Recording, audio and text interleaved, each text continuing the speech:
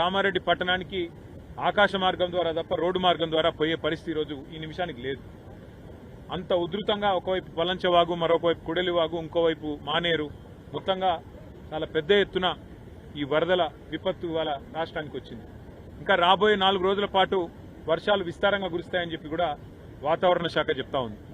రాష్ట్ర ప్రభుత్వానికి మరి ఇంత జరుగుతుంటే, ప్రజలు ఇంత అవస్థల్లో ఉంటే, రాష్ట్ర ప్రభుత్వం ముఖ్యంగా గౌరవ ముఖ్యమంత్రి గారు మాత్రం నిన్ననేమో మూసీ నది సుందరీకరణ మీద వారు రివ్యూ చేసినట్టుగా చూసినాం. ఇవాళనేమో రాష్ట్రానికి ఒలింపిక్స్ ఎట్లా తేవాలని చెప్పి రివ్యూ చేస్తున్నట్టుగా ఇప్పుడే నేను టీవీలో చూసిన. పరిస్థితి ఎట్లా ఉంది అంటే, రోమ్ నగరం తగలబడుతుంటే ఆ చక్రవర్తి ఎవరో ఒక ఆయన నీరో చక్రవర్తి అని ఫిడేలు వాయించుకుంటూ కూర్చున్నాడట.